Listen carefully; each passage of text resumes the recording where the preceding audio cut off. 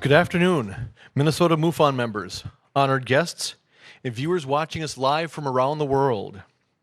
My name is Tom Maher, and I'm the State Director of Minnesota MUFON. On behalf of Laird Scranton, the Minnesota MUFON Board of Directors, our Assistant State Director Craig Lang, our Chief Investigator Bill McNeff, and our field investigators, I would like to take this opportunity to welcome you to our presentation today, coming to you live from New Brighton, Minnesota, on Saturday, October 14th, 2017. Our presenter today, Laird Scranton, will be speaking on ancient Dogon and Buddhist cosmology, rationale for non-human involvement.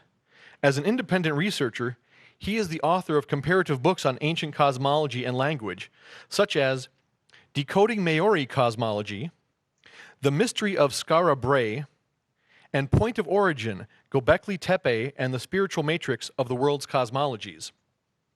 His work includes articles published in the University of Chicago's Anthropology News academic journal, in Temple University's Encyclopedia of African Religion, and in the Vassar Quarterly magazine.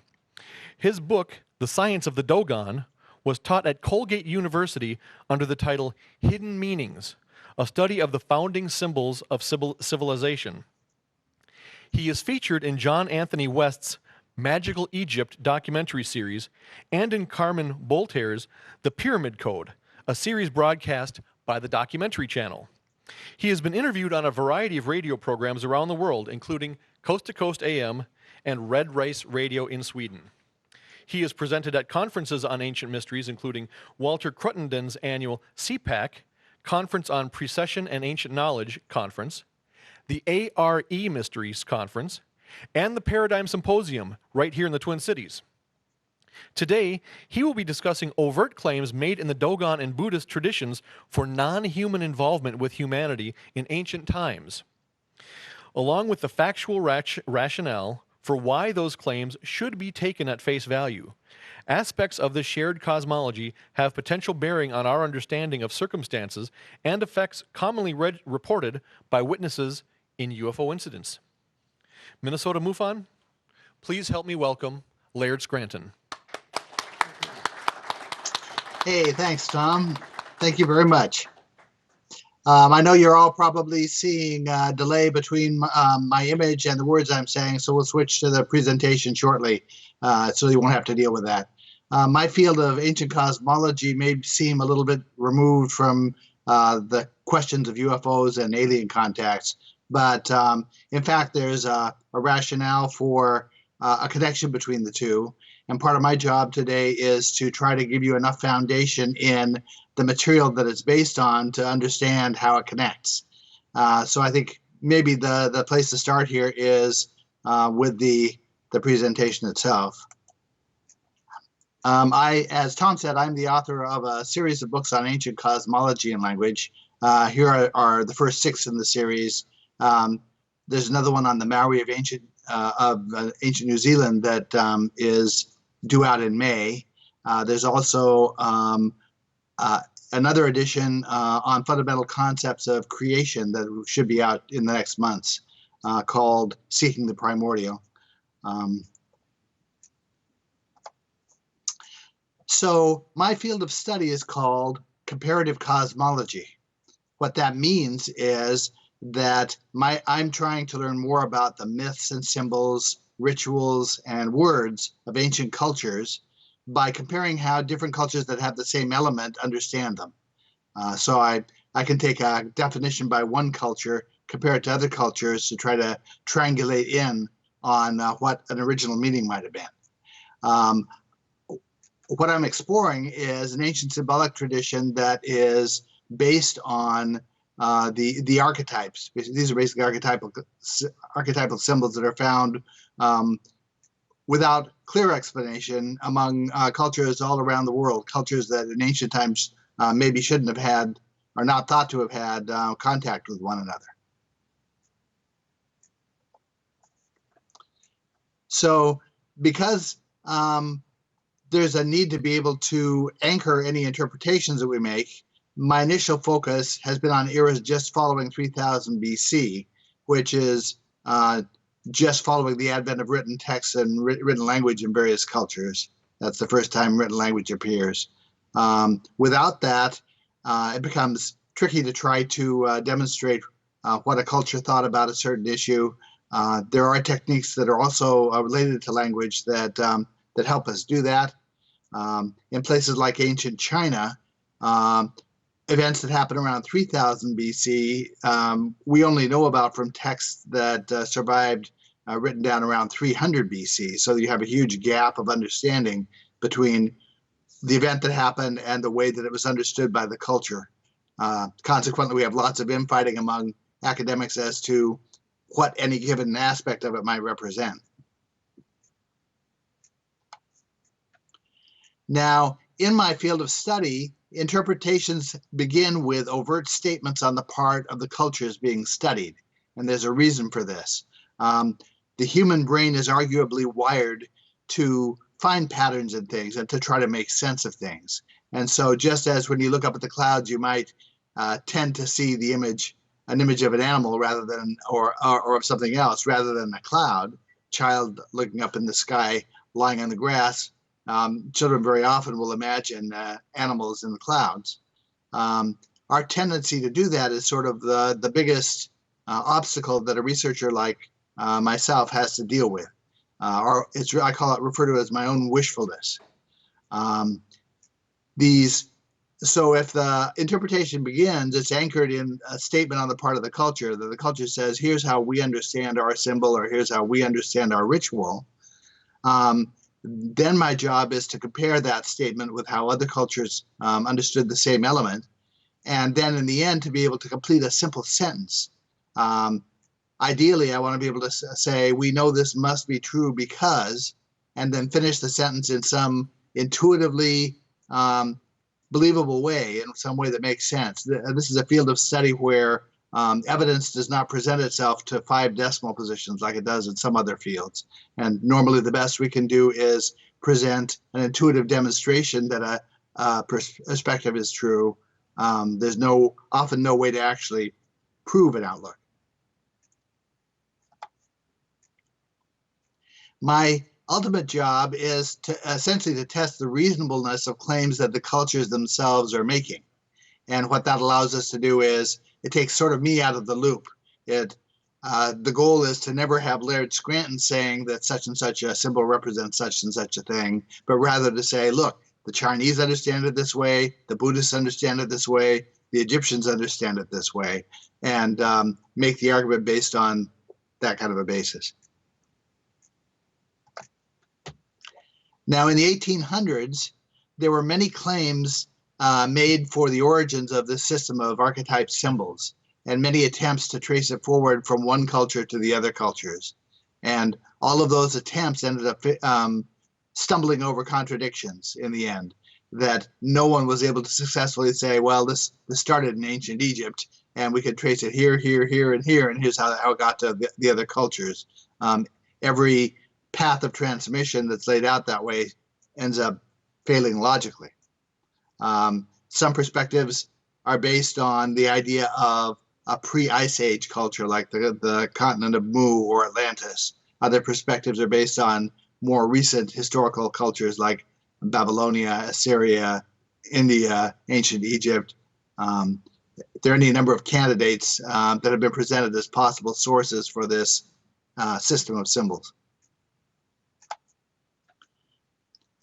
What I've found in the course of my studies is that researchers tend to find solutions that are specific to their own field of study. And so we have people like Carl Jung was an obvious person who noticed and noted that these archetypes exist from culture to culture. Very widespread cultures understand the same concepts the same way. We have similar forms, architectural forms, we have similar myths, we have similar symbol shapes. We have similar, like there's a reed boat that's was built in the region of Lake Titicaca that's a match for an ancient Egyptian boat. The question is, how did they both have the same plan to be able to produce that reed boat? Now, when we get down to the bottom of any of the ancient cultures that I've pursued, what we bump up against is a belief on the part of the culture that what we're dealing with is an instructed tradition, that the outlook is that in ancient times, civilizing skills were brought to these societies by what tend to be mythic ancestors or mythical emperors. There's typically a quasi-mythical set of characters, often 7 or 8 in number, who are credited with having brought civilizing skills to cultures all over the world. We see it in China, we see it in South America, we see it in ancient Egypt, we see it in a lot of different places. My own personal entry point to these studies was a modern-day priestly Dogon tribe of Mali. This is in they're located in Northwest Africa. This is a tribe that consists of around 300,000 people who have located themselves remotely. They are situated an 8-hour drive across the desert from anything that you or I would consider to be civilized. That seems to be deliberate. That's one of the ways that they preserve aspects of their tradition, is by limiting the amount of contact they have with outside cultures.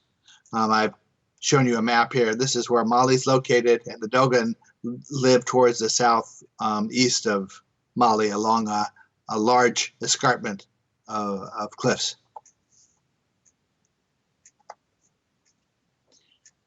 The Dogon came into the popular consciousness in 1975 because of a book called The Sirius Mystery that was written by Robert K.G. Temple. The core of the mystery was the fact that the Dogon seemed to know things about astronomy that they shouldn't reasonably know, given the fact they don't have access to telescopes. The key bit of information was that they understood that there are at least two stars in the Sirius system. The Dogon actually say there are at least 3 bodies there. But the difficulty is that in addition to the bright sun-like star that's there, there's also a second dwarf star, a very dense, dark dwarf star that resides in the glare of the brighter star, so it can't be seen with the naked eye. Even modern astronomers were not sure that it was there until around 1918. So what Temple was questioning was, how is it that the Dogon knew about this relationship? They also understood the correct orbital period for the 2 stars, so they were able to verify in a couple of different ways that this looks like scientific knowledge, not just a lucky guess. Now, Temple's outlook in his book, he presents this as evidence of an alien contact. And of course, that was hugely controversial and met with responses at the time from people like Carl Sagan, who said, well, clearly what's happened here is that some modern visitor who had scientific knowledge has conveyed this information to the Dogon and explained to them what the situation is with these stars, and the Dogon just adopted it as part of their lore.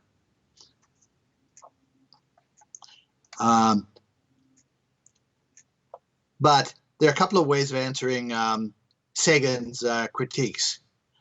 First of all, we know that in ancient Egypt, okay, first of all, the Dogon knowledge is given in terms of ancient Egyptian words. They're using words that went out of use by around 750 BC. And so, no, it's not really reasonable that a modern visitor would have presented the information using those archaic word forms. The second thing is that in ancient Egypt, we have myths that demonstrate Egyptian knowledge of the same information. It's commonly understood that the goddess Isis represents the bright star of Sirius. But before we can say that, we sort of have to tentatively agree to play a symbolic game that I call you say goddess, I say star. And once we're in that mindset, then the Egyptians also tell us that Isis had a dark sister named Nephthys. So the mythic structure and the symbolic structure indicates to us that this very same Dogon knowledge was understood by the ancient Egyptians thousands of years ago.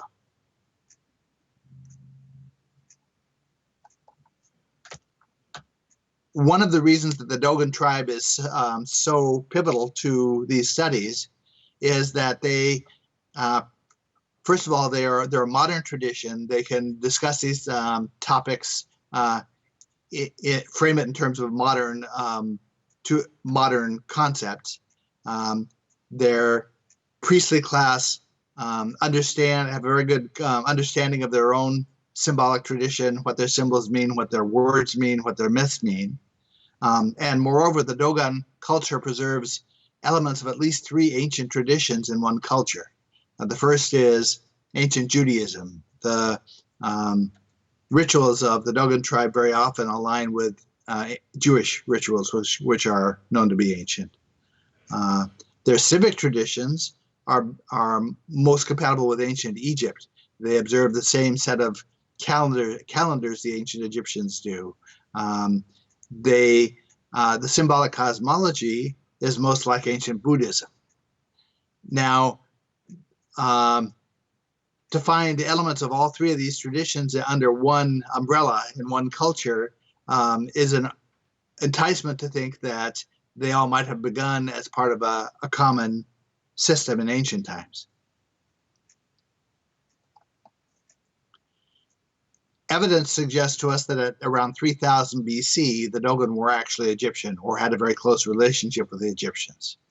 The way that we know that is by comparing aspects of Dogon society that they do have that are in common with the ancient Egyptians and key elements that they don't have. The elements they don't have tell us as much as the ones they do.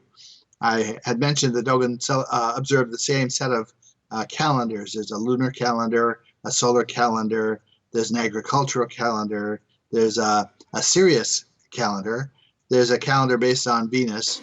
What the Dogon don't have, though, are the 5 intercalary days that the Egyptians had to reconcile calendars. And those 5 leap year days are considered to be an early development in ancient Egypt. The fact the Dogon don't have it suggests that they, whatever contact they had with the ancient Egyptians ended before those were adopted. Similarly, the Dogon have an oral symbolic cosmology that's passed down from generation to generation as part of an oral tradition, but they have never had a written language. There's no indication that they ever had a hieroglyphic language the way the ancient Egyptians did. And written language is also considered to be an early feature in ancient Egyptian culture. Meanwhile, the Dogon also have a number of esoteric elements that tie to the pre-dynastic tribes. One really good example is that the Dogon title for their priestly class is based on a root that means light. And the same is true of the Amazighi tribes that preceded ancient Egyptian culture in northern Egypt. So those kinds of esoteric connections say as much about the Dogon connection to pre-dynastic era as to the dynastic era. And the net of all that is that we place them at around 3000 BC. I mentioned that the Dogon creation tradition is given in ancient Egyptian words. That's one of the elements, the aspects of comparative aspects we have to be able to validate things that the Dogon tell us. We're sitting some 5,000 years after 3000 BC right now, and it's easy to imagine that the meanings of words or meanings of concepts have walked over time. The way a game of telephone, a message will change from listener to listener. But by comparing the Dogon words to the ancient Egyptian words, we can validate that the Dogon meaning is still in the same ballpark as the ancient Egyptian word had it. Moreover, there are features of language that make this even more credible.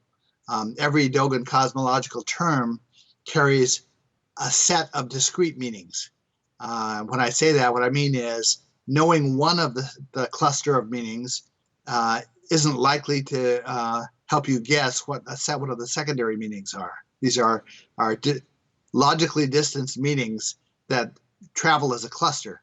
And so when we go to the ancient Egyptian language, very often we can demonstrate that multiple meanings, 2, 3, 4, or 5 meanings of that the Dogon assigned to a word are also represented in the ancient Egyptian language.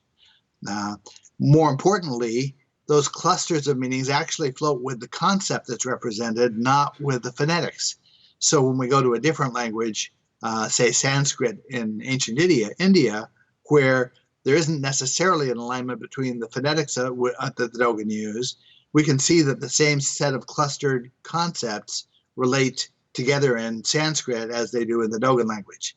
And so we really have an alternate way outside of traditional linguistics to positively correlate words. As an example of one of these words, the Dogon festival of Sirius they celebrate every 50 years is called the Sigi. The Egyptian word Sakai means to celebrate a festival. As another example, the Dogon mythology defines a hidden god named Amma. Now, in languages of many of the North African tribes, the word Amma is explicitly equated with the word Amen. But when we go to ancient Egypt, we discover that the Egyptian hidden god, who is named Amen, carries a second set of meanings that correspond to the Dogon. The names of both gods also can mean to grasp or to hold firm or to establish. Similarly, in ancient Hebrew language, the word Amen that you find at the end of a Hebrew prayer comes from a Hebrew root that means to establish. And these comparative roots of these words allow us to manifest a perspective here that all of these sets of languages and symbols came out of the same tradition. Now, in the Dogon cosmological myth, there's a character named Ogo who plays the role of light. And Ogo is a counterpart to an Egyptian god of light whose name is Aku. Based on these words, Sigi and Sakai, Ogo and Aku, you can see the kinds of transformations that happen between cultures and over time with these words. Fortunately, we have other aspects of symbolism to positively tie them together. The Dogon also make an excellent starting point for these studies because they retain a very clear sense of meaning for, as I've said, for all their symbols, myths, and words, with the ability to express them in modern terms. A man named Marcel Griol, who's pictured on the left, was the premier anthropologist of France, really of Europe, back in the early 1900s, the 20th century. And he brought teams into Dogon country repeatedly for over the course of 30 years to research and carefully document the Dogon culture. He was using what at the time were cutting-edge techniques of anthropology. He was the first one to use film and to record things on recording tape, and did a very careful job of documenting the Dogon culture. A good book as an entry point into those studies is the book on the right called Conversations with Oga Temmeli. Oga Temmeli is the name of a high Dogon priest who was Marcel Griol's informant. This book documents 33 days of initiation that Griol went through after he had gained the trust of the culture. 20 years into his process, they initiated him and actually granted Griol Dogon citizenship. And when he died in 1956, also granted him a Dogon burial.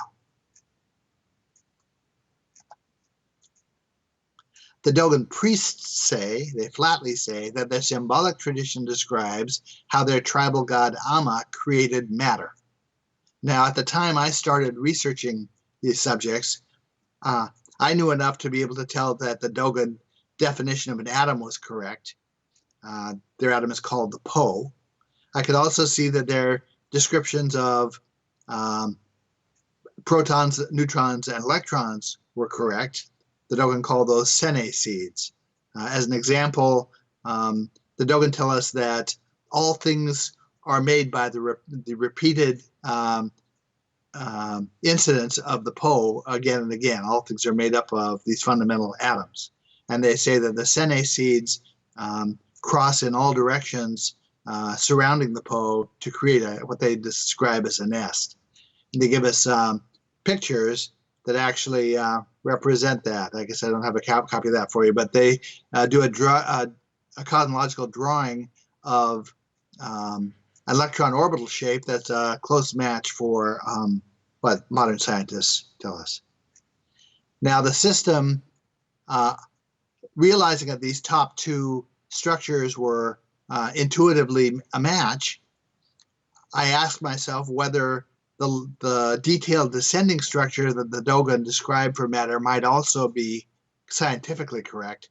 I just didn't have enough knowledge myself to be able to know that off the top of my head. So I began studying popularizers of astrophysics, people like Stephen Hawking and Brian Greene, and ended up producing a book called The Science of the Dogon that is essentially a side-by-side comparison of the Dogon descriptions and drawings with scientific matching descriptions and matching diagrams, and just set out as an intuitive match for anybody who wants to see it. This is essentially the alphabet of matter, that if a 4-year-old is able to recite the alphabet in English and point to the correct English letters as they do it, any person agrees that the 4-year-old understands his alphabet. The same is true with the Dogon. They can describe and draw the fundamental stages of how matter forms from waves to atoms correctly, scientifically correctly. They clearly understand what the alphabet of matter is. Here's the picture I was looking for of the comparison between the Dogon drawing of the electron orbital shape with a modern diagram of what the orbital shape looks like. This is one of the classic orbital configurations for an electron. It's actually been imaged through electron microscopes in the past. They know that this is not just theoretic, it's the actual shape. In Buddhism, this class of symbol is called an adequate symbol. Adequate symbols are defined as symbols that no matter what happens with a long chain of initiates over thousands of years, these symbols can't lose their meaning. And if you think about it, the only way that can really be true is if the symbolic shape and the thing it symbolizes are shapes that could be found in nature if you have the proper technology. But because you need technology to see the electron orbital shape, it's clear to me that the target audience for this symbolic system wasn't a tribal group called like the Dogon. It was a future audience like our own that had the technology to recognize what the shapes were and compare them to something real.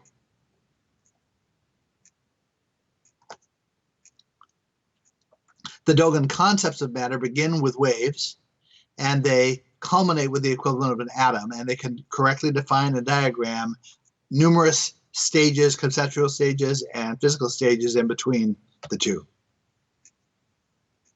The system of matter that they're describing falls generally under the same conceptual umbrella as modern string theory, which is the theory that particles of matter really represent different vibrations of strings, like musical notes represent different vibrations of strings of a musical instrument.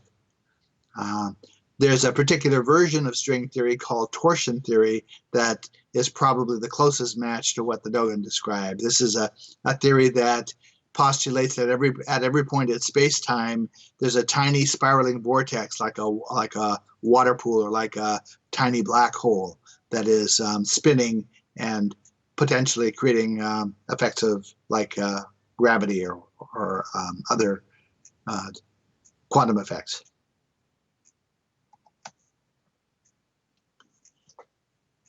Now, as I said, we can verify the Dogon word meanings by comparing them to two Egyptian hieroglyphic words.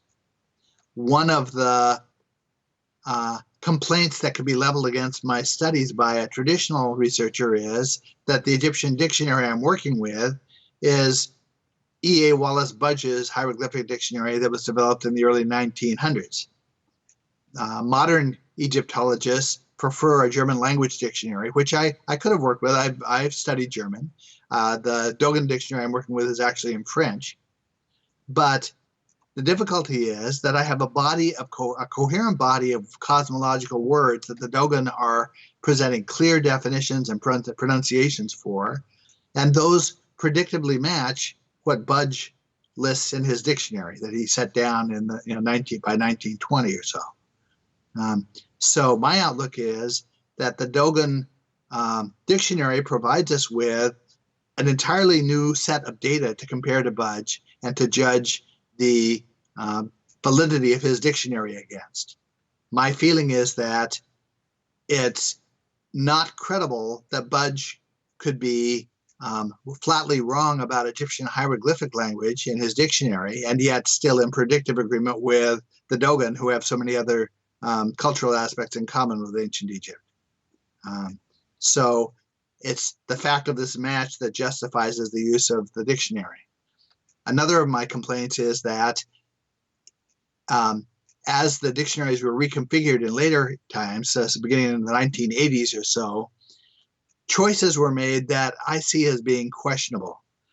To give you an example, every culture, in my experience, that had association with ancient Egypt, either contemporaneously with it or following it, who referred to the god Amen, pronounced the name Amen, except for Ethiopia. In Ethiopia, they pronounce it Eamon. Well, in the wisdom of these reformulators of the hieroglyphic languages, they decided that the proper pronunciation is Eamon.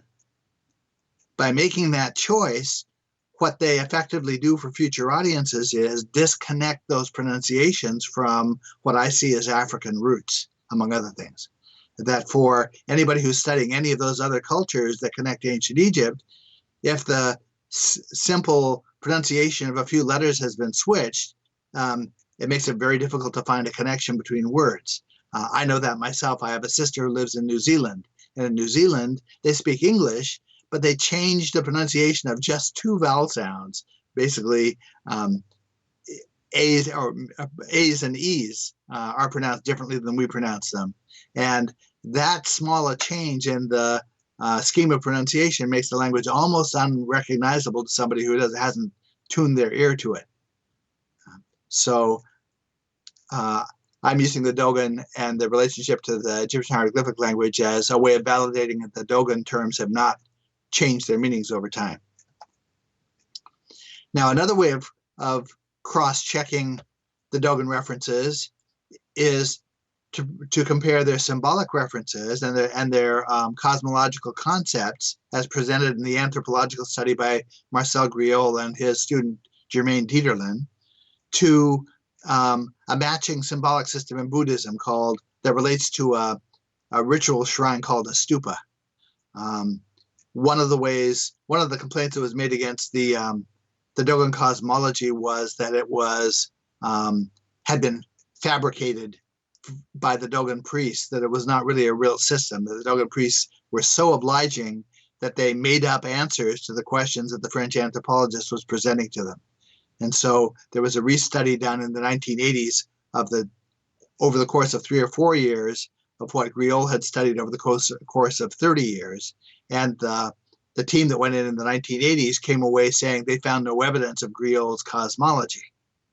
And that opinion stood for about 10 years until my daughter came back from India and noticed that there were similarities between this aligned shrine of Buddhism called the stupa and an aligned shrine that the Dogon create called a granary.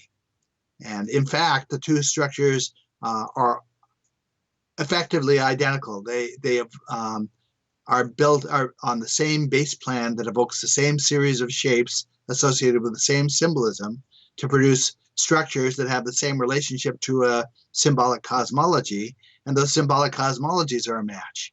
So knowing that, I proposed to the Belgian anthropologist who'd done the restudy that it wasn't credible that the Dogon cosmology had been casually fabricated.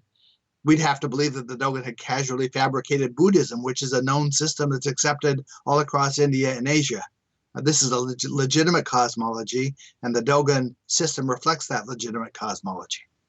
I had offered to co-report that finding with the Belgian in an anthropological journal that he edited, but he declined that offer, and so instead I ended up writing an article for Anthropology News through the University of Chicago that reported that finding, the fact that the Dogon cosmology has to be considered a legitimate form. Now, because one of these systems is given in the Sanskrit language and the other one in the ancient Egyptian words, it's not likely that one group adopted their system wholesale from the other.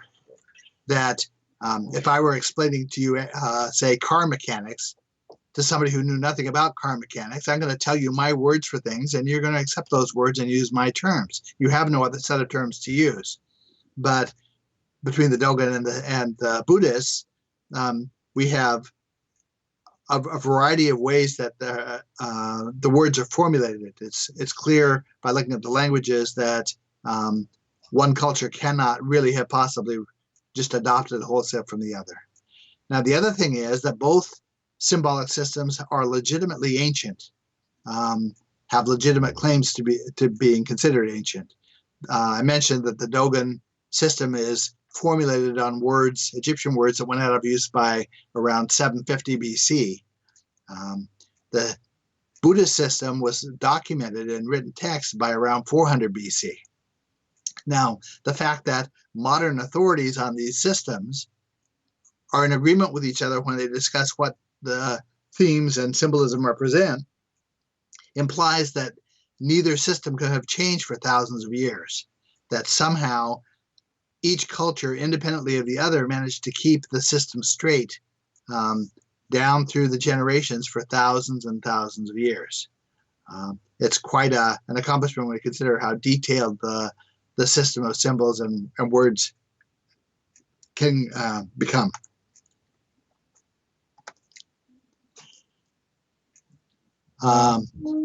We have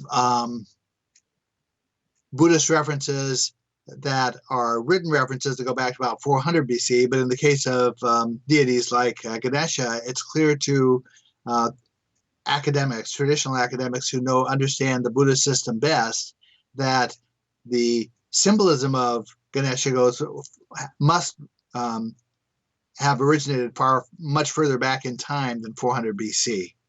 We have a philosophy called Samkhya in ancient India that's the foundation for the Vedic, the Buddhist, and the Hindu traditions that we don't necessarily have written text for, but they can see evidence that it dates back, one researcher says, to time immemorial. It passes back through a culture called the Shakti cult.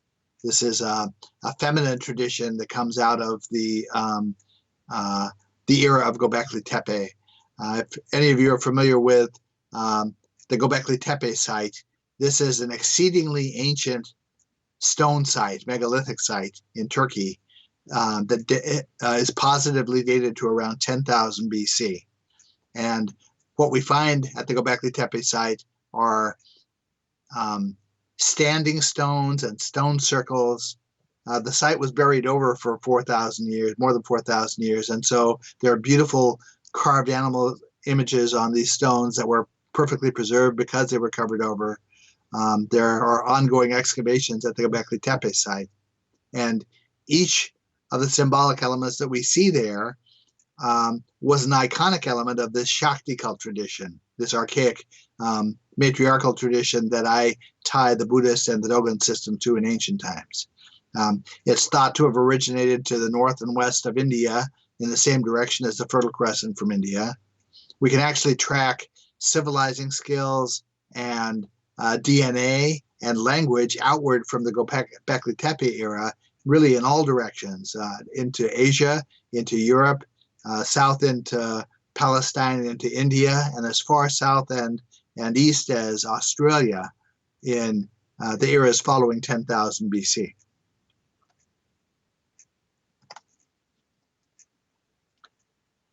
Now, both the Dogon and the Buddhists credit their knowledge, the symbolic knowledge, to deliberate instruction in ancient times, given to them by someone who seemingly understood the science. We're not trying to say that a primitive African tribe sorted out all of this science without any equipment to sort it out with.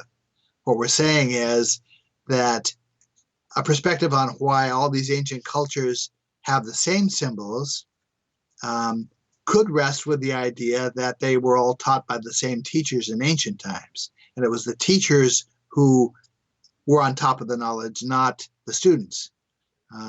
We see a similar effect in ancient Egypt, where the earliest artifacts that are found in dynastic Egypt are the most perfect. The pottery, a lot of the stone structures that are created, we see perfection at the beginning, and then we see the skills degrade over time to the point where in the later eras of ancient Egypt, it's almost as if people didn't know how to do the things that it's clear that someone knew how to do in early Egyptian times. I compare that to the idea of if you ever took a woodshop class in middle school. The first thing that the teacher would do, let's say the task was to build a wooden bookshelf. The teacher begins the unit by displaying to you a perfect example of the wooden bookshelf that he made. Here's what your ideal bookshelf should look like. And he sets that up as an example for everybody to follow when they're making theirs. And somehow, by the end of the unit, none of the students has managed to produce anything that even remotely resembles the perfection of the teacher's bookshelf. That's the kind of effect I see at play in these ancient cultures. Is we see perfection in the beginning and degraded skills as time goes on. That says to me that the perfect forms reflect the skills of the teachers, and the less perfect forms likely reflect the skills of the students. The grand symbol of these two cosmologies are the aligned shrines that I was talking about. On the left is the Buddhist stupa. On the right is the Dogon shrine called a granary. You can see that there are differences in form here. The Buddhist stupa culminates in a square base and a rounded top. The Dogon granary cultivates in a rounded base and a square top.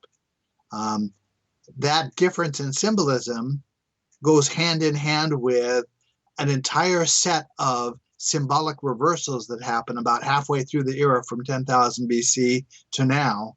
And you see these reversals happen cross-culturally among the same cultures who were puzzling over how did they have the same symbols. We also are puzzling over how did they know to reverse the symbolism at the same time. The metaphor that I give to help understand how that happened is imagine that you're a passenger on an airplane traveling from the East Coast to the West Coast of the United States. The chances are you don't know anybody else on the flight, or maybe only one or two people, and the chances are you don't speak to anybody you don't know on the flight. But by the time you get to the West Coast, everybody on the plane has turned their watches back 3 hours. The question is, how did they all know to turn their watch back 3 hours if none of them had been talking to each other? The way they knew is because they share a common mindset about how time references work. They understand that there's a difference in time zone between the East Coast and the West Coast. And so following those differences they understand, they know to turn the watch back when they get to where they're going. It's the same thing with the symbolism. The system of cosmology is defined in relationship to eras, and certain symbolism is appropriate to certain eras. As you pass the boundaries of those eras, then suddenly all the cultures are making the reversals at the same moment. Each of these two aligned shrines is aligned according to the same process.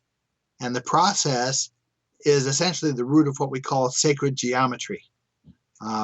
It's actually a very simple process. It begins with a stick that's placed vertically in an open field. And the initiate draws a circle around the stick at a radius of the same height as the same length as the height of the stick. That effectively creates a sundial, a working sundial that you could use to track the hours of the day. It serves as a clock. You can't tell time at night by it, but you can tell time during the day by it. Now, once that structure is in place, the initiate then marks the two longest shadows of the day that the stick casts at the points where they cross the circle. These are the shadows that are cast earliest in the morning and latest in the evening. Those 2 points of intersection between the shadow and the circle define the endpoints of a line that is automatically aligned east and west because the sun rises in the east and sets in the west. If you were to mark out that line every day, once a day, for an entire year, you would watch that east-west line move upward or northward until it reaches the solstice. It'll come back and pass through the stick on the equinox, and then move southward until the next solstice, and then back again to the next equinox. This gives visibility to a calendar year, to the seasons of the year, to the motions of the sun during the course of the year. And it's both of these are tools that are necessary prerequisites to the establishment of agriculture. The calendar gives the farmers the ability to predict when they're going to plant and when they're going to harvest and when to do other processes with their crops.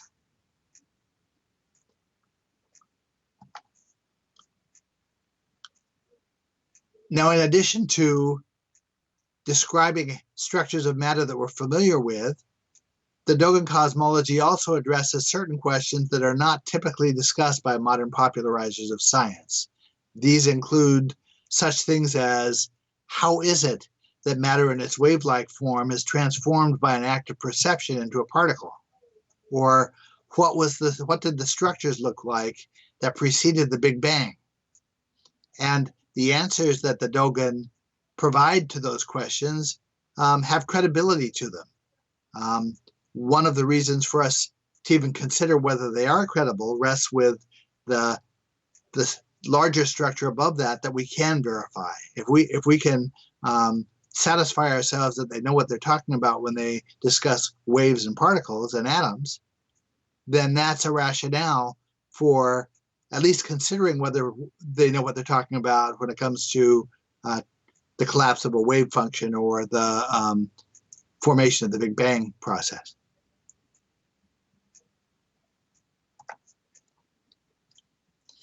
The mindset of these traditions is a mindset that's laid out in the ancient Samkhya philosophy. Samkhya is a companion piece to yoga, and all of the same concepts that are played out in relation to processes of creation in Samkhya also relate to processes of personal ascension in yoga.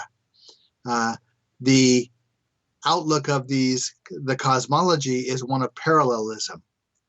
The idea is that the processes by which matter forms are essentially the same as the processes by which the universe forms or by which biological reproduction happens.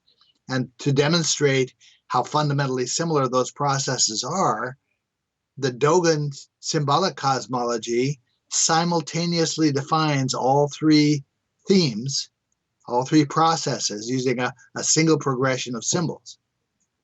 This makes the meaning of a symbol a little more complicated to understand because, let's say the shape of a hemisphere, if we're talking about biological reproduction, is symbolic of the expanded womb of the mother.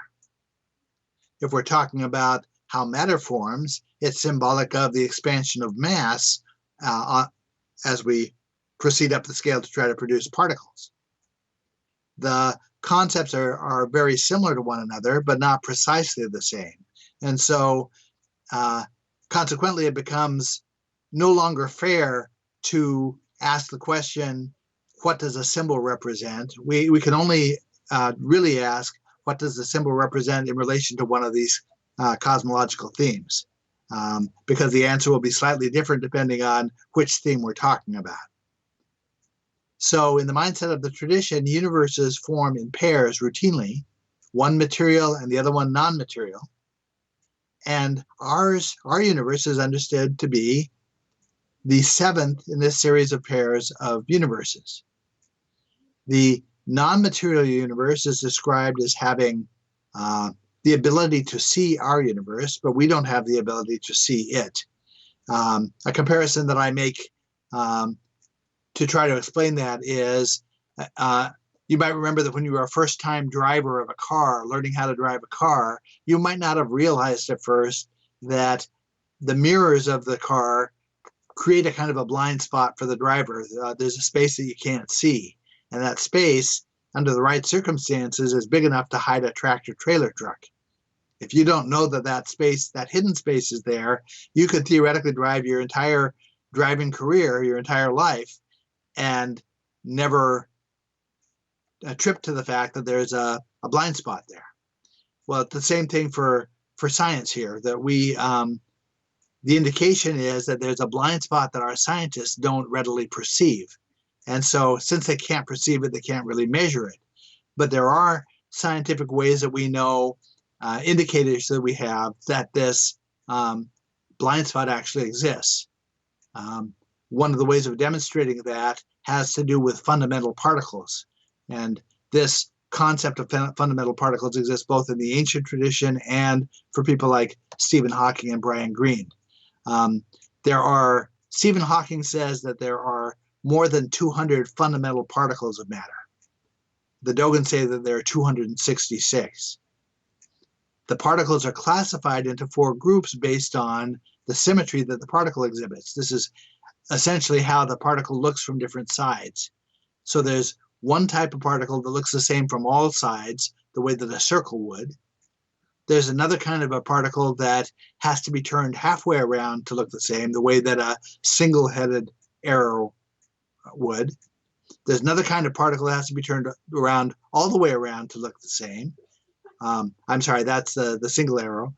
The one that looks the same turned halfway around is the double arrow. And there's a 4th kind of particle that actually has to be turned around twice to look the same. And that's the particle that has the potential to be passing into and out of a blind spot that we don't recognize. As it turns out, there's a question that no researcher I know ever thought to ask. This question is the foundation of a book I'm about to self-publish. And the question is, could sacred geometry be the geometry of something? As it turns out, sacred geometry is the geometry of something. It's the geometry of these half-spin particles. These particles have to be turned around twice in order to look the same. In other words, the essential symbol of these cosmologies is framed on the geometry that has the potential to point us to the presence of a non-material universe that we don't readily perceive.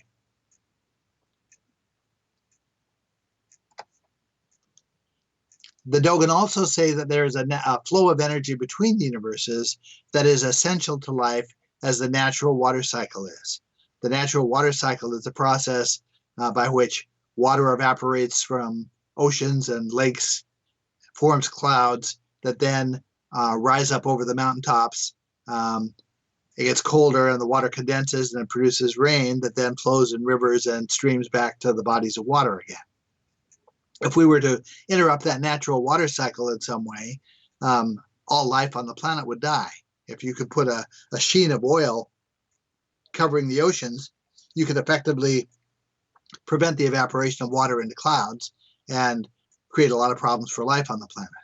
Well, the Dogons say that there's a flow of energy between the universes, the non-material and material universes, that is as essential to life as the natural water cycle is. And that without it, there wouldn't be life here.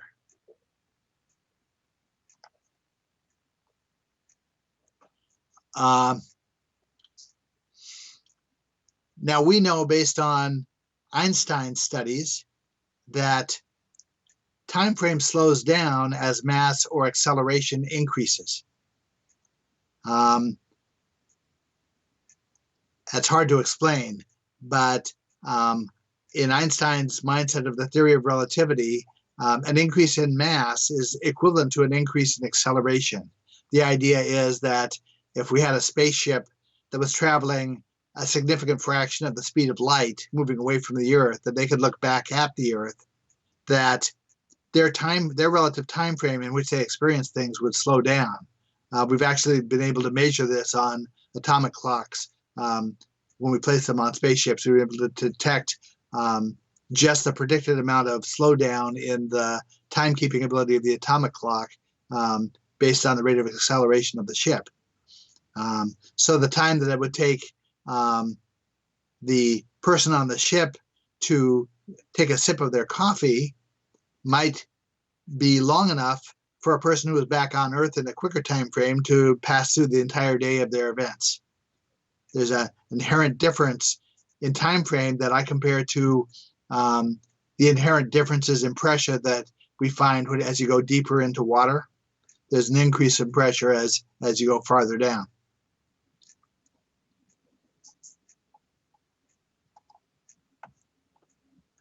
the let's back up for a moment. There's a consequence of the fact that the Dogon and the Buddhists were able to keep their system straight for thousands of years independently of each other that has bearing on the question of UFOs and the question of non-human involvement in society. The Dogon, the Buddhists claim that the most sacred of their symbols were given to humanity by a non-human source, and they flatly claim it. When you read the go-to guy's book on the symbolism of a Buddhist stupa, his name is Adrian Snodgrass. He's a professor at the University of West Sydney, Australia. He's a mainstream academic, and he's the guy who is the authority on Buddhist architecture and symbolism. He says on the third page of his book, The Symbolism of the Stupa, that in Buddhism, it's flatly understood that the most sacred symbols of Buddhism were given to humanity by a non-human source. Now, the Dogon take it a step further than that. They say not only was the source non-human, but it was also non-material. It originally was non-material. And that might make you think that what we were perceiving was the effect of shamanic instruction, that maybe there was, information was communicated through clairvoyant means, or through trances, or through divination, or through some aspect like that. But in fact, what the Dogon are describing is instruction in a material frame, in a material context. The Dogon say that their non-material teachers had a great concern, and this concern, the primary concern, was what the potential bad effects on us would be of being around them. This is similar to the kinds of concerns you see expressed in the Old Testament when we talk about Moses' encounter with God on the mountain, and the Israelites are cautioned against approaching too close to the mountain. There are potentially bad effects that seem to accrue to this boundary between non-material and the material. So the solution that the Dogon say was arrived at by their teachers to minimize that effect was to sequester 8 Dogon tribes people in a remote location, teach those 8 people, and send them back to teach everybody else. And that limited the potential bad effects to just this group of 8.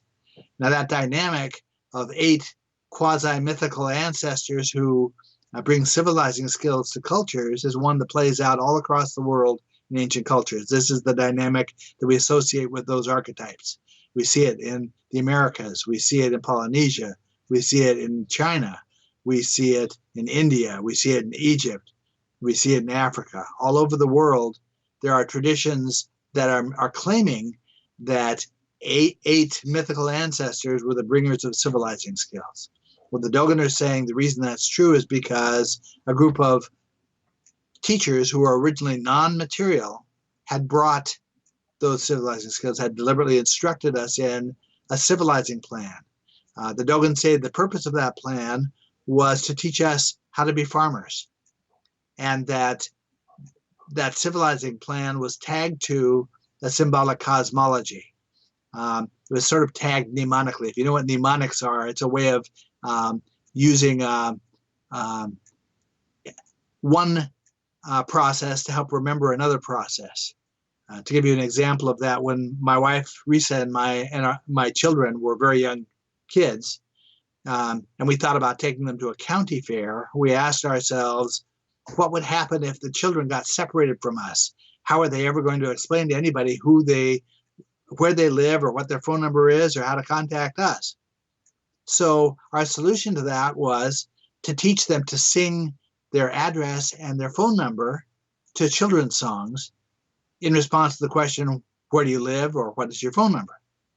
And to this day, we teach those children's songs to friends as a way of remembering what our address is or what our phone number is. Anybody who's ever learned the song once, 20 years later, they can still remember what our address is. Well, in the Dogon and the Buddhist traditions, what's happening is that civilizing skills like how you weave a cloth or how you plow a field were framed in ways that recreate key processes of how these processes of key stages of how these processes of creation happen. And so if a Dogon tribes person can remember how to do this act of their daily life that is connected to agriculture or connected to their civic life, they can automatically remember what the process of creation is that goes with it. It's a mnemonic system that self-reinforces. It creates a structure for society that retains its coherence. We know in ancient Egypt, the indication is that they were working with the same system, and we know with certainty that the Egyptian culture retained its essential coherency for 3,000 years. Knowing that, it's not at all unthinkable that the Dogon could have retained that coherence for 5,000 years. The Buddhists clearly have retained the coherence of the symbolic system for that period of time. So there's a relationship between the non-material and material that is essential to this process, but is also has potential bearing on the concept of what UFOs are and what UFO encounters are, and a whole range of other potential paranormal effects. That if there actually is potential interaction that can happen between a non-material and a material universe, then we have a basis now for exploring how the experience of ghostly encounters or of clairvoyance, things like that, we have a framework in which to try to understand it. Now, in the Dogon and Buddhist mindset, that interaction relates to how energy scrolls between the universes. Material creation is catalyzed when the non-material and material energies come together in the context of an act of perception.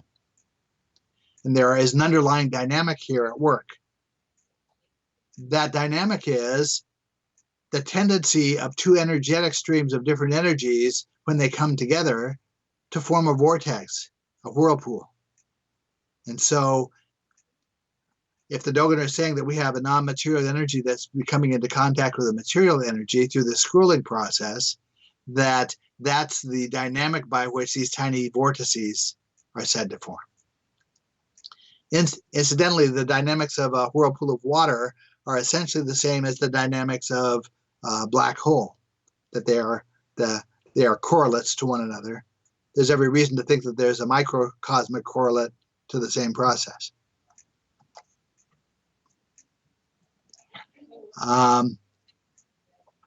Now, support for that idea that the most sacred symbols were given by a non-human source is the reference to the adequate symbols in Buddhism, that a tribesperson or a hunter-gatherer in the era of 10,000 BC should have had no idea of what an electron orbital structure looks like.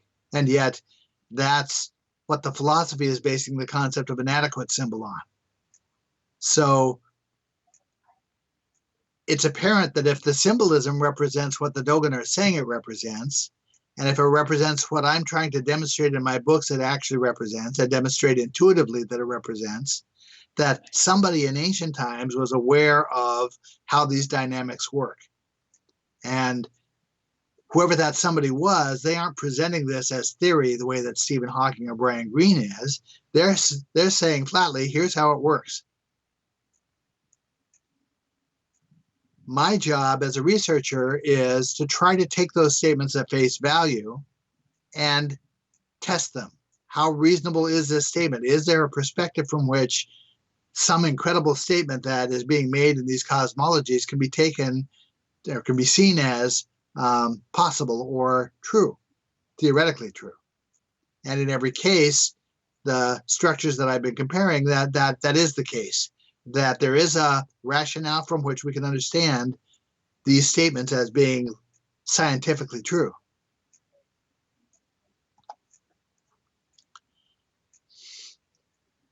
Now, in the view of the Samkhya tradition, the one that I see surviving in the Dogon culture and the Buddhist culture, that instruction occurred physically within a material frame as opposed to shamanically. However, there's also the mindset also encompasses what the shamanic elements are.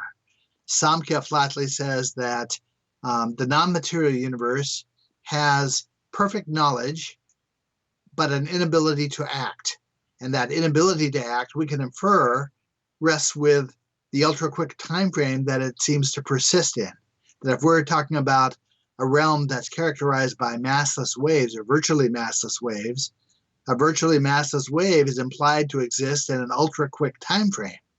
And so the indication is that this ultra-quick time frame interferes with the ability to take an action at some point. That if we reach a point where there's virtually no mass, you're left with virtually no time. It's also interesting that if you have virtually no time, then distance is no longer a concept, because if it takes me no time at all to move from my house across the city of Albany, where I live, to a place on the outskirts of town, then effectively there is no distance. Distance only exists in the context of a time frame. So, in other words, we can think that everything that persists in this non-material frame effectively has no distance and no time between the elements. That is a scientific concept of entanglement, and it implies that when two electrons, what the concept of entanglement says is that scientists are able to, under certain circumstances, to cause two electrons to become related to each other in a way that the quantum attributes of one electron are linked with the quantum attributes of the second electron. And if they do something to flip the attribute of one electron, they can predict that the other electron is going to be flipped in the reverse way. This is the basis of what they're trying to use for quantum communication as a perfectly encrypted system. They can separate these electrons by hundreds or thousands of miles, and instantaneously, quicker than the speed of light, the quantum attributes of both of them are changed simultaneously. Unfortunately, when you try to measure those attributes, you disconnect the entanglement. That's something they're still trying to work on. But the suggestion is that in a non-material realm, we have essentially everything entangled with itself. In other words, we have a concept that in the ancient cultures they refer to as unity, and the unity is being created by the lack of time, lack of moments of time. It's by the ultra-quick time frame. Now, in the Samkhya tradition, this non-material universe that it has an inability to act is making routine attempts to try to induce action on the material side. The same way you might, if you were stranded someplace and you were trying to get a message to somebody to do something for you, like come pick you up, you might try a number of different ways to get that message to them to let them know what it is you need to have them do. Well, the same thing is happening routinely, according to Samkhya, between the non-material and material universes. And that these attempts at communication take the form of vivid dreams, images in vivid dreams, what appear to be coincidences in daily life, through the abnormal behavior of animals, through divination, through clairvoyance. There are a number of different effects by which these attempts at communication are supposedly carried out. And they, in the mindset of Samkhya, they play out sort of, I compare it to a game of charades, where you're trying to induce someone to say a word by giving them a clue or acting out a clue.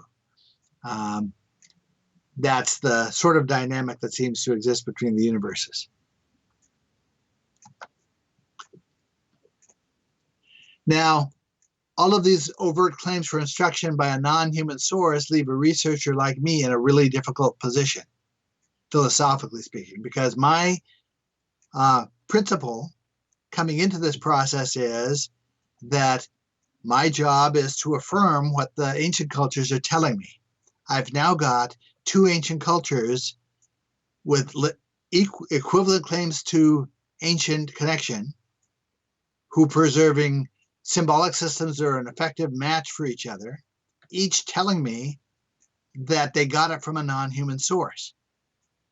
So from my position, I can take the stance that each of these cultures was independently able to preserve all of the intimate details of the symbolic tradition for thousands of years, but somehow forgot where they got it from, and then somehow each misremembered it in ways that match each other. My outlook at taking a scientific view of that prospect, I don't see that as credible. I don't see that. I think it's unlikely that they would have forgotten who they got it from. And if they had forgotten it, it seems really unlikely that they would have misremembered it in the same way. Or we can presume that they each got it correctly. They correctly remembered where they got it from, in which case I am obliged to allow the possibility of a non-human influence on humanity, because I've got two cultures flatly saying it. I've got them saying it in a way that I can't just dismiss.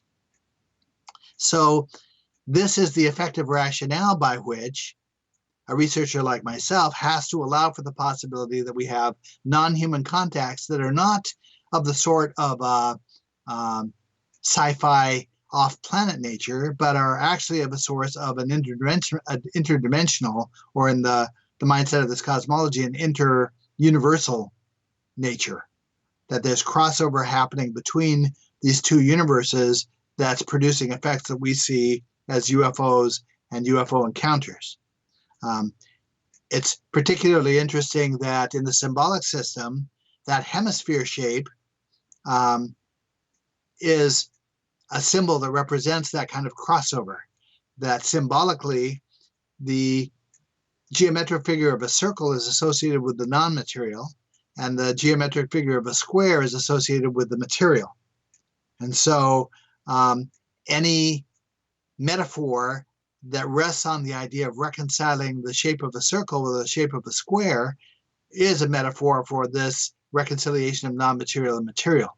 And the hemisphere is a figure that effectively does that. Perhaps this is a good point to stop our presentation and begin the scheduled break that we have. And we'll pick up the next piece of the rationale for UFO overlap with this ancient tradition when we get back from the break.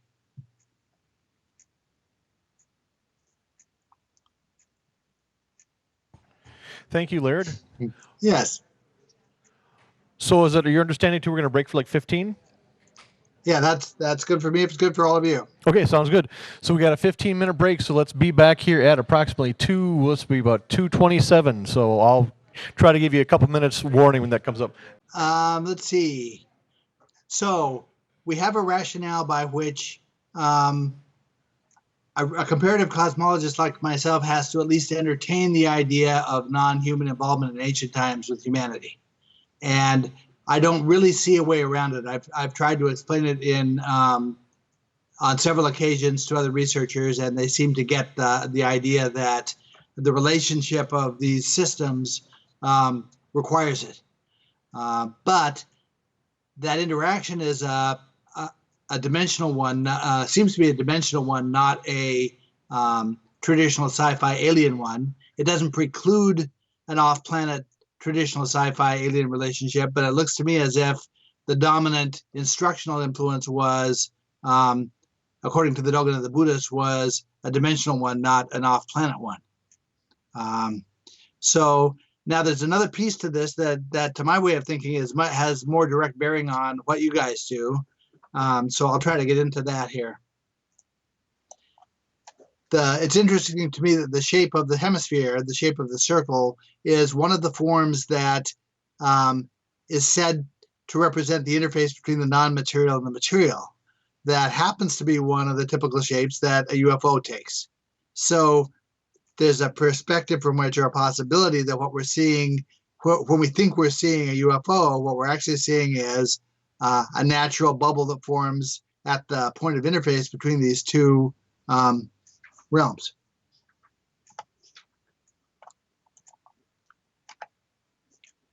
Now, I talked about the three parallel creational themes of how the universe forms, how matter forms, how biological reproduction happens.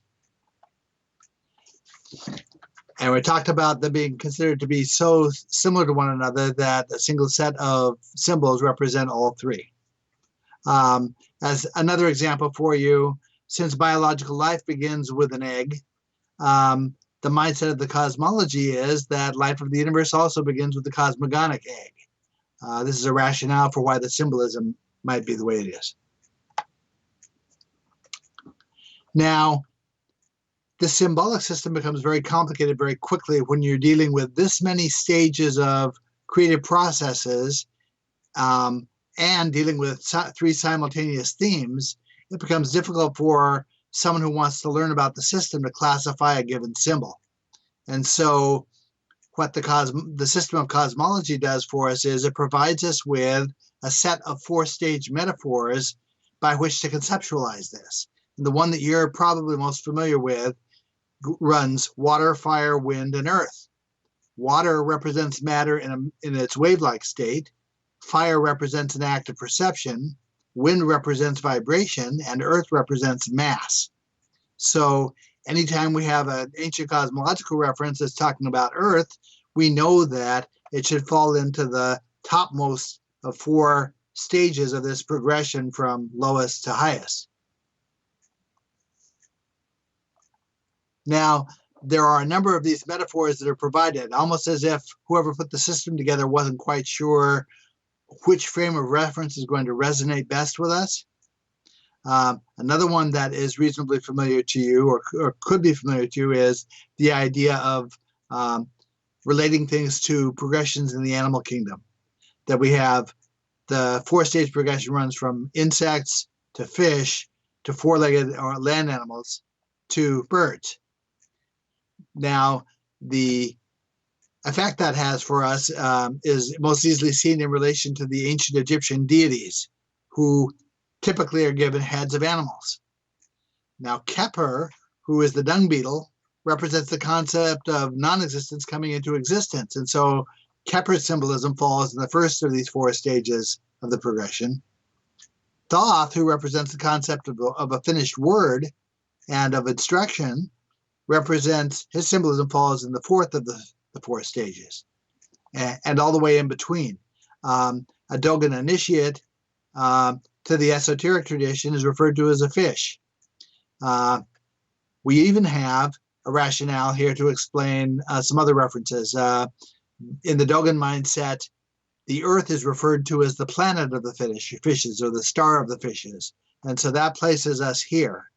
What it says symbolically is that as far as intellectual and technological advancement goes, the earth might be considered to be at the second of four stages of advancement.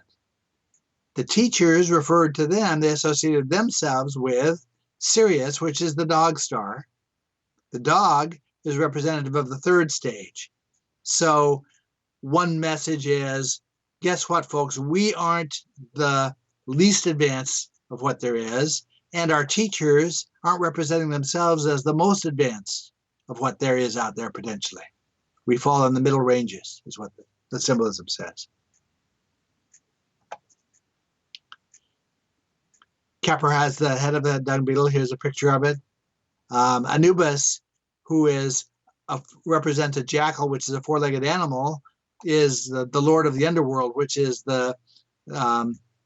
in the second and third stages of the process. Actually, Keper is related to matter in its wave-like state. The concept of a fish in the Dogon cosmology is related to processes of how an active perception relates to a wave turning into a particle. Anubis associates with a world of matter where that wave is now essentially reconfigured into particles. And Thoth, the bird-headed god, relates to the upper stage where material structures have been created.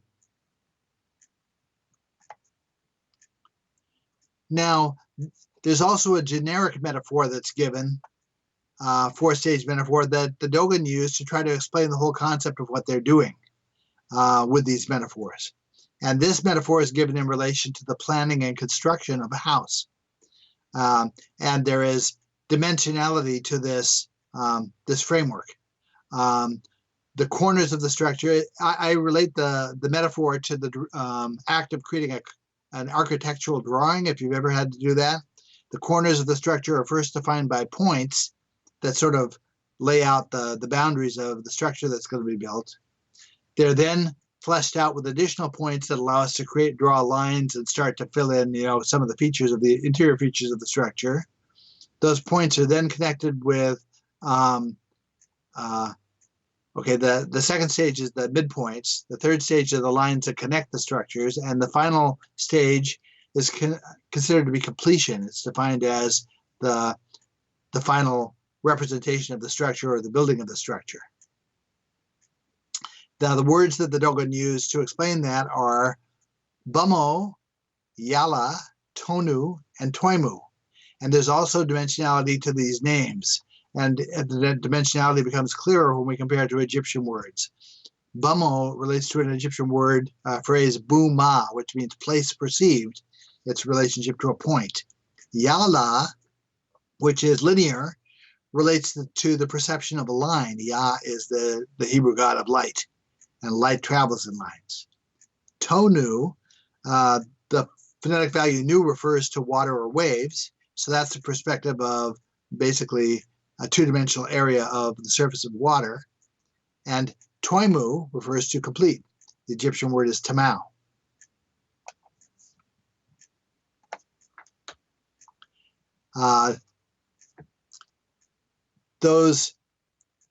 The geometry of those stages is very similar to the geometry of the sacred geometry used to align the shrines that I talked about earlier. We begin with a single point that produces a line of radius, and then to the circular structure around the gnomon of the sundial that is like a plane, a two-dimensional plane, and then finally to a three-dimensional structure, which is like a hemisphere.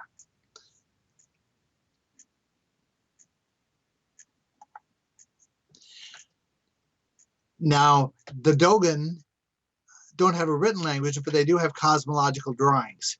One of the Dogon priests was quoted as saying that the priests are incapable of discussing a topic without also drawing it. But every time they make a drawing in the sand, which is what these figures represent, they assign a perspective to it, what is essentially a dimensional perspective. And so this figure, which is one way of representing the fundamental structure of matter, which is it's conceived of as a spiral of matter, but from another perspective, basically the perspective of light, which sort of exists outside of the normal time frame of material universe, the same structure is defined as looking like 7 rays of a star of increasing length rather than 7 rotating circles. And these terms that are applied to the drawings give us comparative dimensional perspectives on the same structure.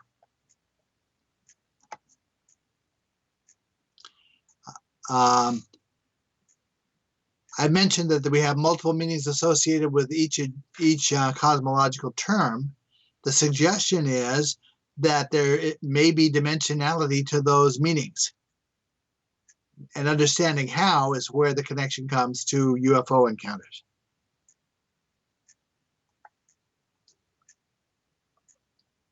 There are certain classic effects of UFO encounters that are reported by researchers like John Mack and Bud Hopkins, that recur again and again and again.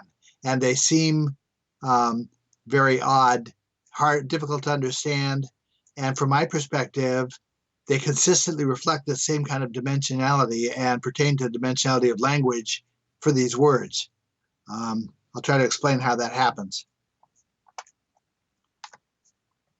As an example, in one of the incidents, a woman steps out onto her porch to find 3 gray aliens. But as they become aware of her and they turn to leave, she doesn't see 3 gray aliens leave. She sees 3 deer leaving.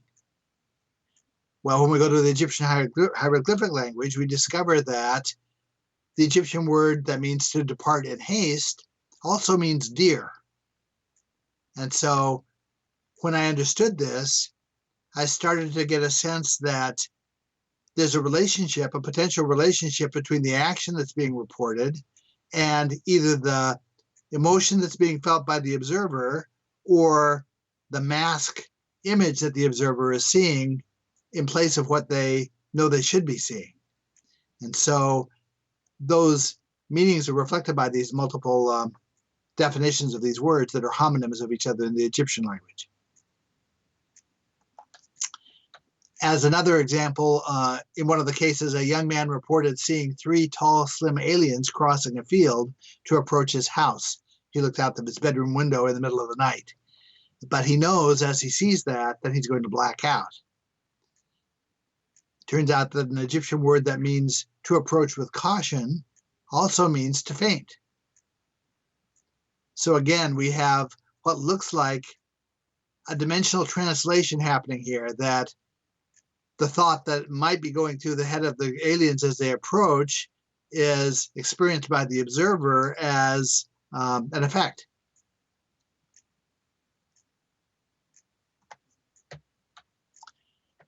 Now, the implication is that there's a kind of telepathy at work, but that telepathy is tagged to or is linked to dimensionality, just as I was suggesting that the hemisphere shape that we see when we see your typical UFO might be a dimensional effect. It looks like these mask images that people are seeing in the UFO encounters might also be a dimensional effect.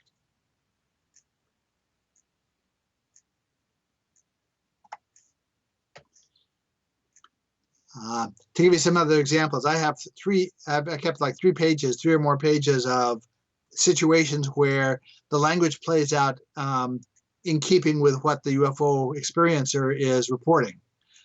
As an example, some experiences have described a rising UFO with a white color or a departing UFO as red. The Egyptian word for white also means to lift, and the Egyptian word for red also means to back away or to give ground. Similarly, some experiences have reported feeling fearful as the UFO descends. An Egyptian word for sink also means fear. So the examples again support the very same idea that there's a kind of dimensional telepathy happening here and a translated effect that seems consistent from case to case, where the color the person is perceiving relates to the emotion that they're feeling at the time, or the action that they're reporting having seen at the time. UFO witnesses often report seeing owls, but very often the owls, as they're described, couldn't possibly represent a real owl, and no one has seen a 4-foot tall owl. But the Egyptian word for owl also can mean to comfort or calm. So it's theoretically possible that the people who are reporting having seen an owl are in a situation where the interdimensional being that they're interacting with is actively trying to calm them or comfort them.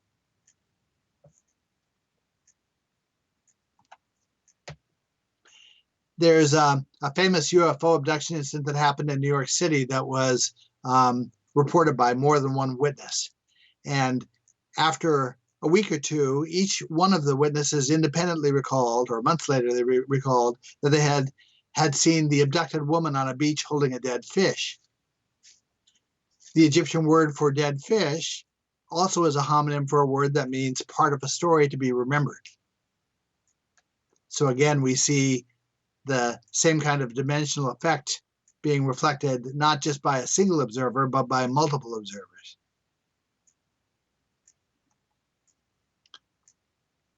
So I have numerous other examples that I don't have frames in the presentation to report, but some of them I'll mention to them. That feelings of guilt that might be reported by a UFO experiencer relate to Egyptian concept of helping or assisting. They also relate to the concept of a girl or a young woman. The color blue relates to the concept of protection.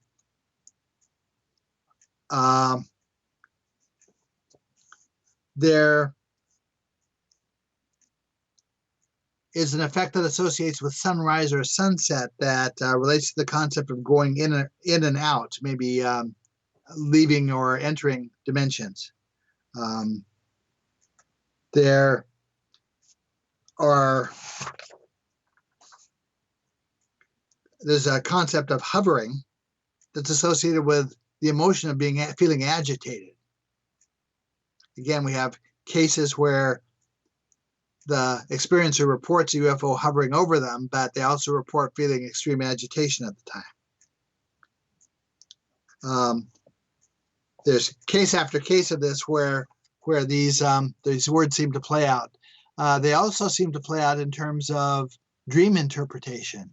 That I've discovered that if a person has an odd dream, it's not uncommon for someone to report to me an odd, vivid dream they had and want me to try to interpret for them what the meaning of that dream was, that I can use Egyptian language and the multiple meanings of these words to help sort that out.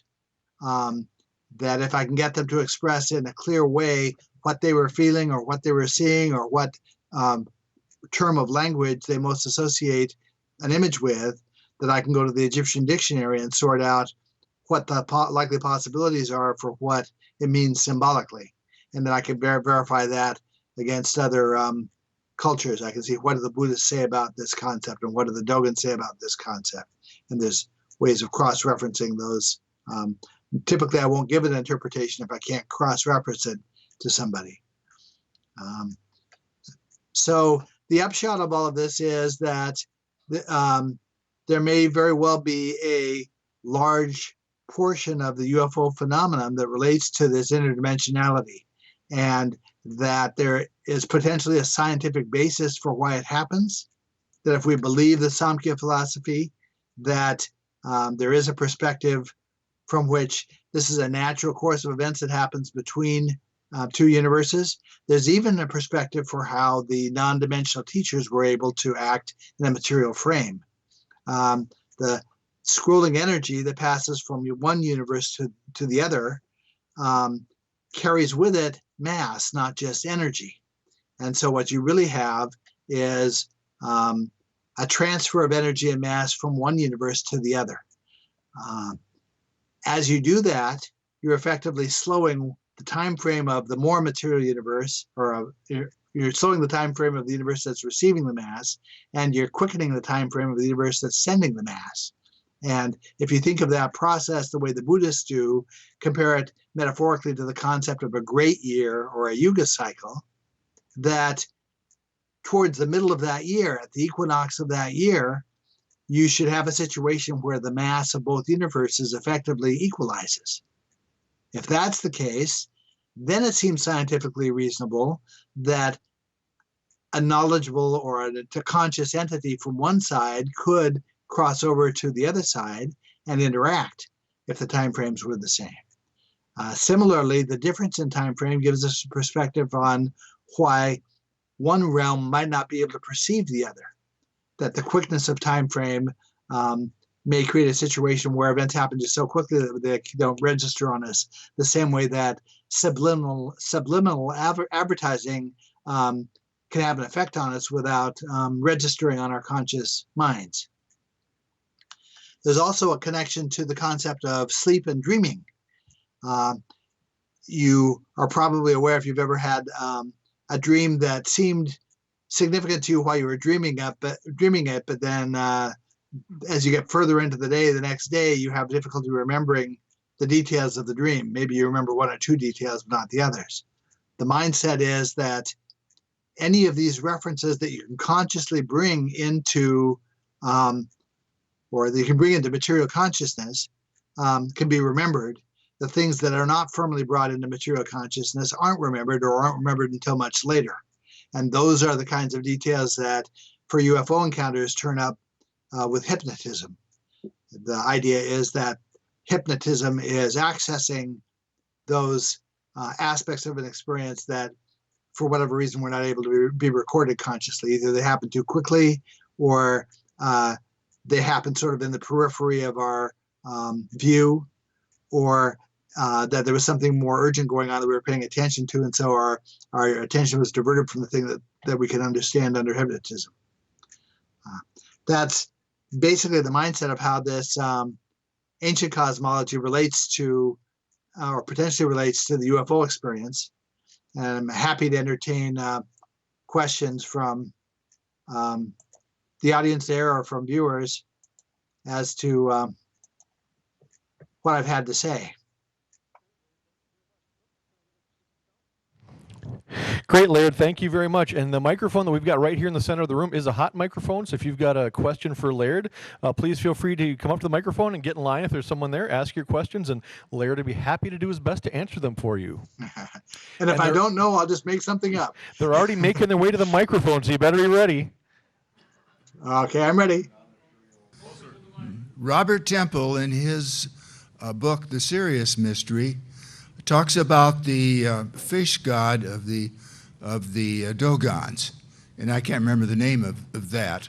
They were called the Pneumo, yes. Yes, and Temple relates this to the, I think it's Sumerian, Babylonian, one or both. They're a fish god, or maybe amphibious god, called Onus, and the portrayals that the Sumerians, etc., make of Onus show him carrying a what looks like a box with a handle on it.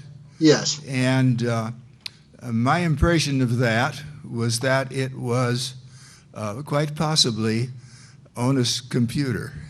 I wondered what you thought of that. Okay, I'll address a couple of points here.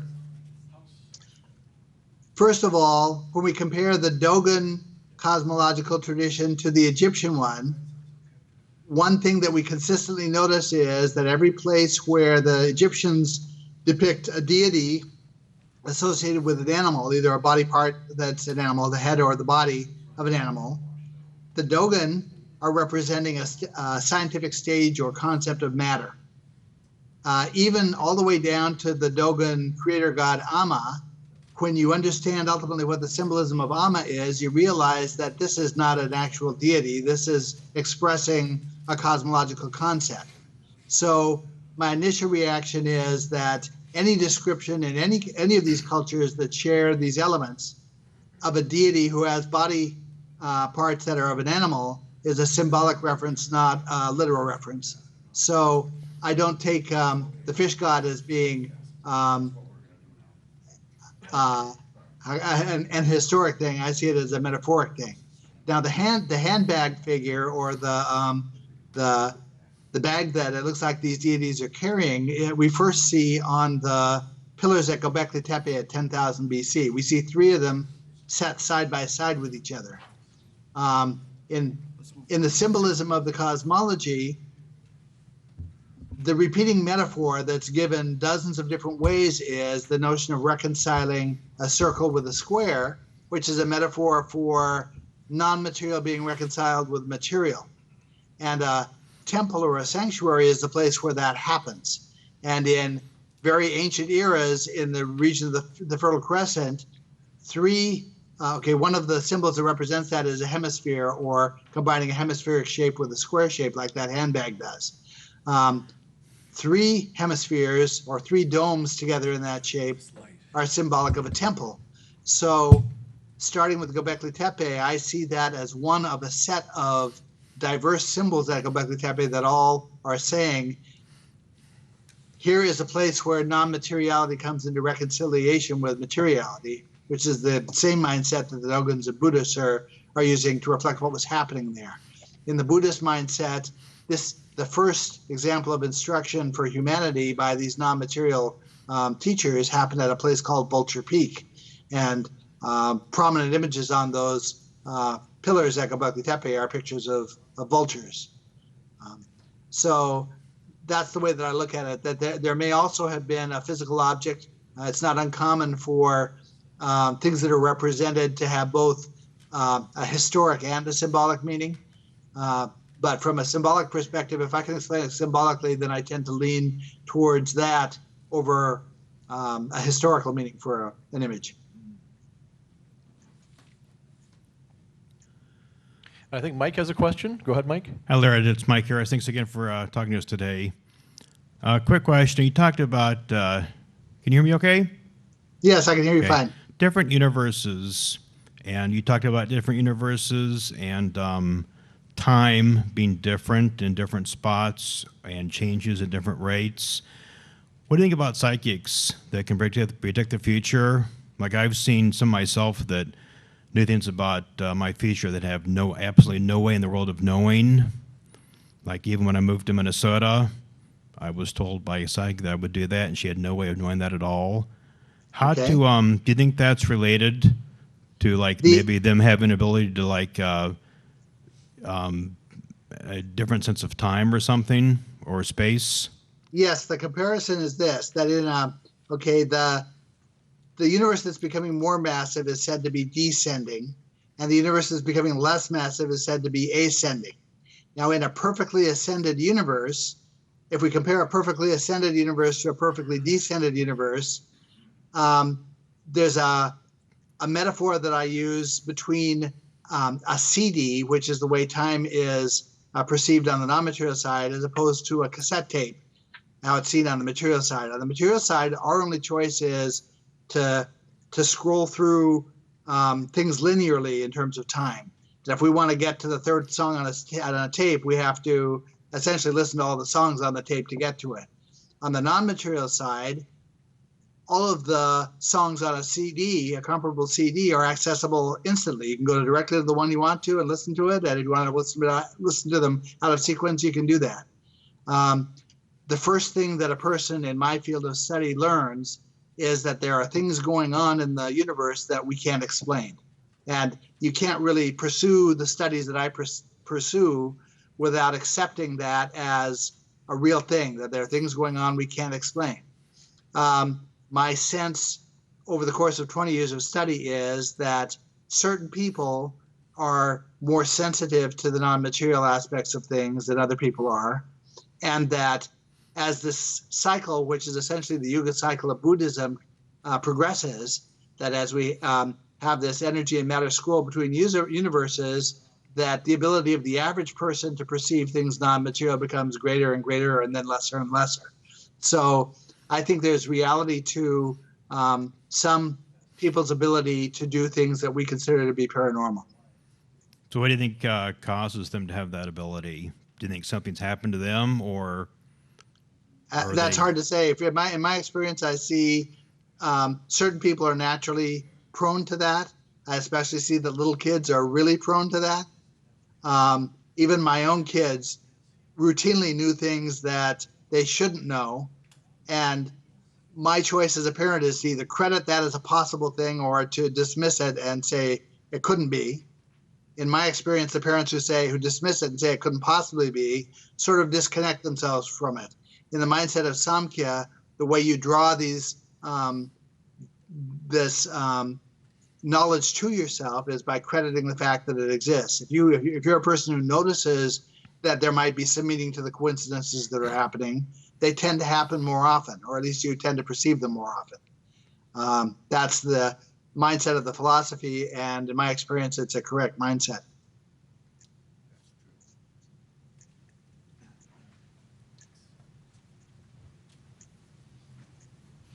Hello. Hello. I actually have a couple of questions. So correct me if I'm understanding you correctly or not. So in your opinion, the Dogon and the Egyptians should have had no contact. No, they should have had. From what I could see, they had intimate contact, at least in the era of 3000 BC and ending shortly after the emergence of dynastic Egypt, which was just after 3000 BC. Okay. I think that they did have intimate contact with each other, and then the Dogon separated. Okay. So they had contact initially, then they separated. Right. Okay. I'm wondering about the idea that there's two universes, one material, one immaterial, is very similar to the Socratic, or I guess Aristotelian view of the universe, right? They had this idea of a universe of mind and then a universe of matter, and the two came into being together through perception and thought. I'm wondering if you think that idea could not have spread to the Dogon through trade routes via Egypt, since Pythagoreanism, which is this idea of cosmology being linked to shapes and numbers, developed around 570 to 450 BC. It could have, but the dictate in my field of study is that an interpretation isn't valid unless we can find a culture that claims it. And so unless some of the traditions that I was studying specifically make that claim for how they receive this information, entertaining it is just me guessing at things. It's just me making stuff up. Okay, so you take the word of the Dogon literally. That my job as a comparative cosmologist is to frame interpretations on what the cultures themselves say and then test what they say against what the other cultures say.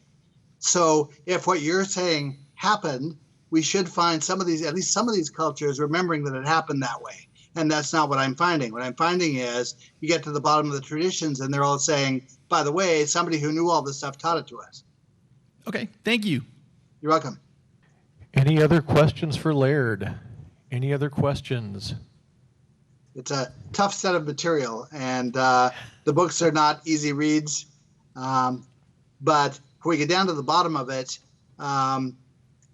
we actually arrive at the same point that Einstein said he thought we would arrive at, that there seemed to be a set of very simple dynamics that underlie the processes of creation that repeat themselves at all levels of the scale, at the quantum level, at the level of particles of matter, at the level of atoms, at the macrocosmic level, and even beyond what we can see in the universe. It seems that these same set of dynamics play out again and again, and there's a natural relationship between them that are predictable. As a matter of fact, even what's called quantum weirdness essentially evaporates if we look at things in terms of those dynamics. When if you think of a wave of matter as being essentially massless, then we're also saying that a wave of matter essentially has no acceleration. Heisenberg tells us that when we perceive the wave or perceive anything that small, we have to disturb it. But if we're disturbing something that has no acceleration, the only thing we can do is accelerate it. And when we accelerate it, we create a set of effects that are akin to stomping on the brakes of your car. We create vibration and we create pivoting, and those processes imbue the wave with mass. And as you imbue it with mass, you're slowing its time frame. You're essentially moving the wave into the range of our perception. And Dogon mindset is that that ends up reconfiguring the wave in much the same way that Wi-Fi is reconfigured when it's displayed on your computer screen, or a broadcast TV show is reconfigured when it's shown on your TV screen. Yes, and as I had observed, there wasn't a question, and now as soon as I've observed it, a question has manifested itself. So, Dean, please take the mic. Hi, my name is Dean D. Harport, and I'm a UFO investigator. Okay. And, at some point, you alluded to what happened before the Big Bang, and maybe I missed your explanation, but I'd like to hear it again. I didn't really explain what the Dogon say happened, but what they're describing is two inward-facing thorns whose attributes are a lot like two black holes that are feeding matter into a common space, and the gravitational effects of those black holes are keeping it in stasis. But the matter spins and spins and spins, and as more and more matter is fed into that space, it eventually reaches a point where the momentum of its spinning is too great for the gravitational effects of the black holes to contain it, and it ruptures, and then we see the equivalent of what we see as a Big Bang. But that dynamic of two inward-facing thorns is the same dynamic that I was displaying geometrically for the half-spin particle. It's the same set of geometry that's playing itself out upwardly. Well, I think we have another question coming up. I was wondering if you had something to say about, in the book of Revelation, about the woman whose feet was on the moon, and she's pregnant, and then the red dragon comes after her to kill her firstborn child. And it wouldn't be a firstborn maybe, but it was called a man-child, which is symbolic in itself. But I just wondered if you had anything on something like that. Yes, as a matter of fact, there's a researcher named Maria Wheatley who has scientifically measured energy that comes off of standing stones in places like Avebury in the UK. And they brought in equipment and done studies to show that there are bands of energy coming off at 7 different levels on these standing stones. The implication of her studies is that, okay, from a mythic perspective, there's feminine energy that's associated with the moon and masculine energy that's associated with the sun. I always had taken that to be mythical references, not factual references.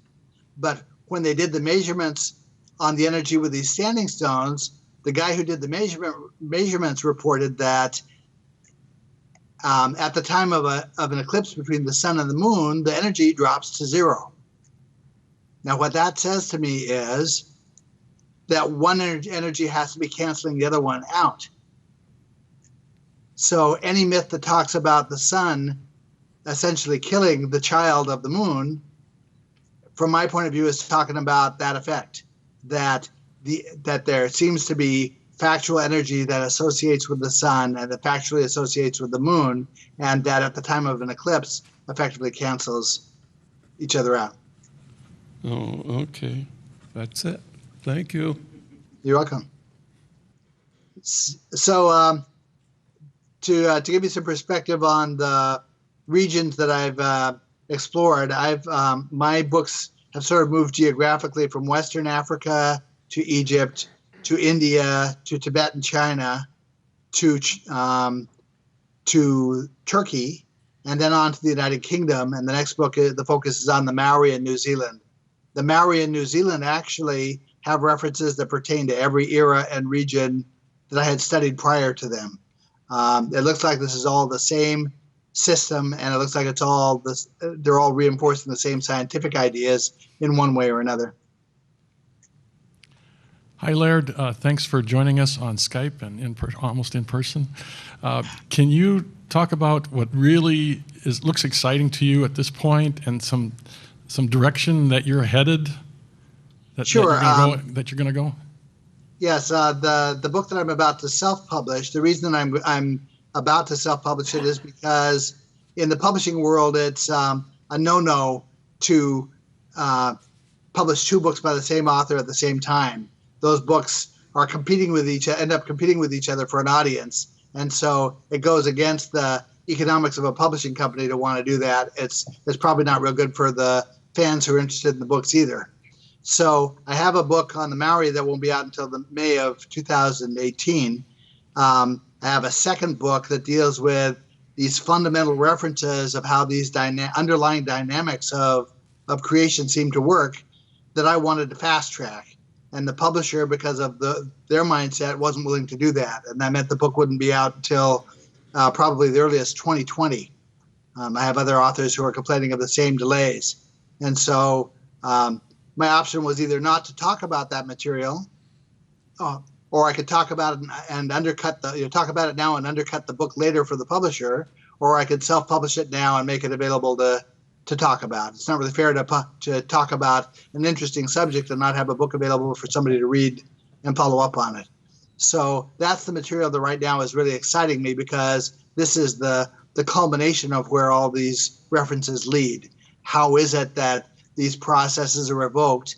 In the mindset of Samkhya, this is a non-theistic process. Although Samkhya spawned traditions that were theistic, Samkhya looks at it as a strictly scientific set of effects. They don't require a deity to be a part of the process. Hello, I'm Lauren Kuznin. I have seen these spiral figures mentioned everywhere, and you mentioned the Big Bang. Do you think this is a drawing of the Big Bang where the momentum gained and it finally broke apart? I think that there are two possibilities for me. One is that during prior eras of ancient times, far more of us were far more perceptive of what was going on in the non-material side than we are now. The scrolling energy implies distance in perspective. And so it's theoretically possible that in earlier eras, people were able to conceptualize the spiraling nature of that energy in ways that we can't, and they were drawing it.